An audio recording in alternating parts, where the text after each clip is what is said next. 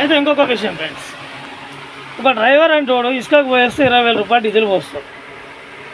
ఆ డ్రైవరు ఇసుక ట్రిప్పు పోయి రావడం వల్ల డీజిల్ మీద బెనిఫిట్ రాష్ట్ర ప్రభుత్వానికి అనుకోండి, కేంద్ర ప్రభుత్వానికి అనుకోండి.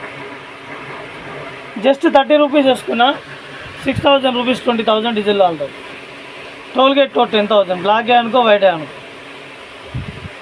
అండ్ వచ్చేసి road service, tyre service, engine service, oil maintenance, ఇవన్నీ వేసేస్తే మొత్తానికి ఒక డ్రైవింగ్ చేయడం వల్ల ఓనర్కి డ్రైవింగ్ రాదు.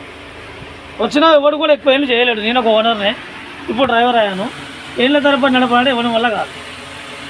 అయితే ఒక ట్రిప్ పోయి రావడం వల్ల నాకు 5,000 వస్తాయి భత్తా, డ్రైవర్కి వచ్చాయి. ఈరోజు ఒక 5,000 భత్తా వస్తే ఆ భత్తా అనేది నాకు అందులో కూడా 2,000 ట్యాక్సే పోతుంది. అది ఏ రకంగా పోతుంది అనేది తర్వాత పోతుంది.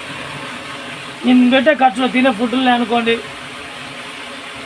అది నేను ఖర్చు పెట్టుకున్న దాంట్లో 2,000 దాకా గవర్నమెంట్ ట్యాక్స్ వేస్తుంది, 5,000 రూపాయలు. మొత్తానికి ఒక ట్రిప్ లారీ డ్రైవర్ పోయిస్తే గవర్నమెంట్కి వచ్చేసి బెనిఫిట్ ఒక 10,000 నాకు వస్తుంది. గవర్నమెంట్ డీడీ 6,000, ఇది 2,000, 6,000 డీజిల్, 1,000 టోల్ గేట్, 2,000 నా ఖర్చులో గవర్నమెంట్ ట్యాక్స్, 9,000 అండ్ డీడీ 15,000, మొత్తం 23,000 లాభం. అయినా మా డ్రైవర్లకు ఓవర్లోడ్ చేస్తే లైసెన్స్ క్యాన్సల్. దొంగలంతా దోసుకు తింటాడు. మీ కుర్చీలలో ఎవరిని కూర్చోబెట్టినా కూర్చుంటారు. పబ్లికే గవర్నమెంట్ అనేది మర్చిపోతున్నాను. నేను ఎంపీకి పోటీ చేద్దాం అనుకున్నాను, ఎమ్మెల్యేకి పోటీ చేద్దాం అనుకున్నాను. ఎందుకురా పదవులు వద్దనుకున్నా.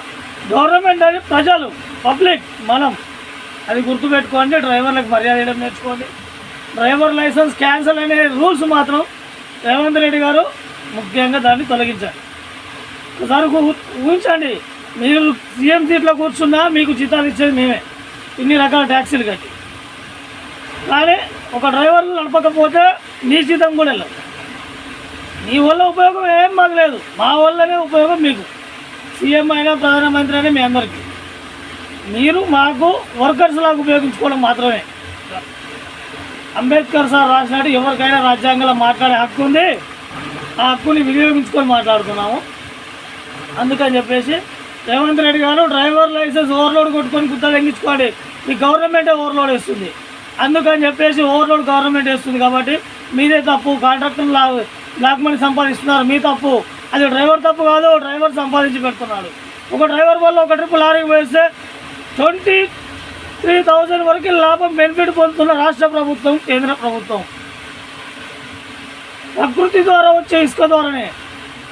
అది నీకు ఎక్కడి నుంచి వచ్చేది ఏం కాదు. అది అయితే 23,000 లాభం పొందుతున్న మీరు డ్రైవర్ల మీద, లారీ ఓనర్ల మీద, ఇసుక లారీల మీద ఇటువంటి కేసు లేదు. టన్నుకు 10,000 లైన్లో పోతే ఎంతనా కేసు అయితే టన్నుకు 1000 రూపాయలు రాస్తారు.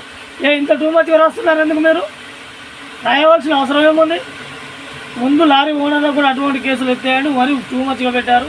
నీ గుద్దలు దమ్ముంటే నాది ఇసుక, గవర్నమెంట్, నేను పబ్లిక్.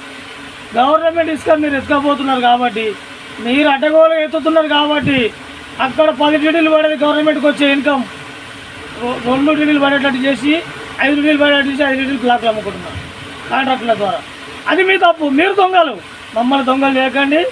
మీరు నీతి నిజాయితీ మరవకండి. ధర్మం, సత్యం, నీతి, నిజాయితీ అంటారు. ఏది ప్రభుత్వం? దొంగలు, లంగలు మీరందరూ మమ్మల్ని చేస్తారు. కానీ డ్రైవర్ దొంగల లైసెన్స్ ఎందుకు రద్దు చేస్తారు? మీరు మారండి, మేము మారుతాం మీ వెనకాల. రేవంత్ రెడ్డి గారు గుర్తుపెట్టుకొని ఇది ఒక్క జీవోని క్యాన్సల్ చేయండి. ఇసుక లారీల మీద మరి టూ మచ్గా వేస్తున్నారు. మీ గుర్తుల దమ్ముంటే మీరు ఇసుక క్వారీలలో పాసింగ్ వేయడం నేర్చుకోండి. మీ వల్ల కాకపోతే మాలాంటి వాళ్ళకి వేయండి కాంట్రాక్టులు. కామన్ మ్యాన్లు కూడా మెయింటైన్ చేసి చూపిస్తాం. గవర్నమెంట్ జాబ్ పెట్టండి చాలు, మాకు జాబ్ ఇవ్వండి. 100 మంది 1000 మందిని తీసుకొస్తా, నడిపించి చూపిస్తా ఎంత బెనిఫిట్ ఉంటుందో గవర్నమెంట్కి కూడా. అది గుర్తుపెట్టుకోండి. Thank you.